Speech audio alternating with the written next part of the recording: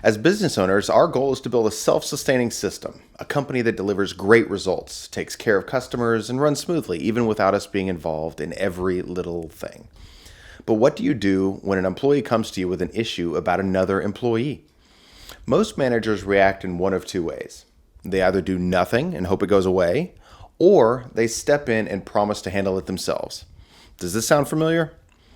Well, neither of those options actually helps build the kind of autonomous, high-performing team we're aiming for.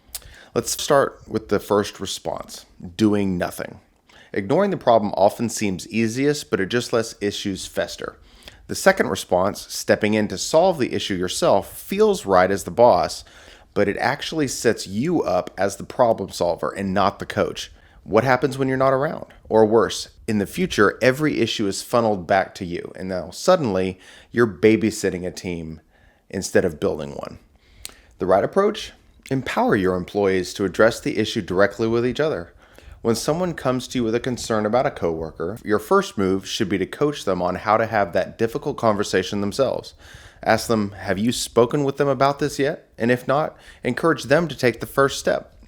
The goal is to help them build their own communication muscles, skills that are invaluable in any role for them in the future.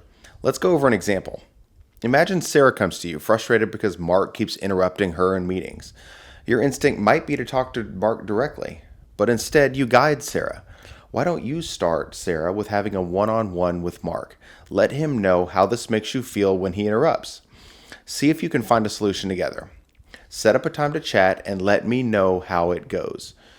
Now, the business owner, you're teaching her to handle conflict directly, and that's a win for your whole team. Once you've coached them on how to have the conversation, it's critical to set a follow-up. Let them know that you expect them to come back and report on how this discussion went to make sure it happens.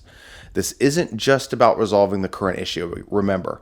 It's about establishing a pattern where employees feel responsible for their own interpersonal relationships.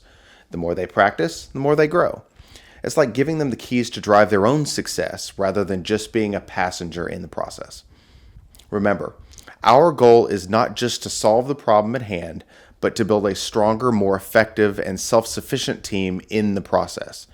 By coaching your employees to handle issues directly, you're not only empowering them, you're also, importantly, freeing yourself to focus on what really matters, and that's growing your business.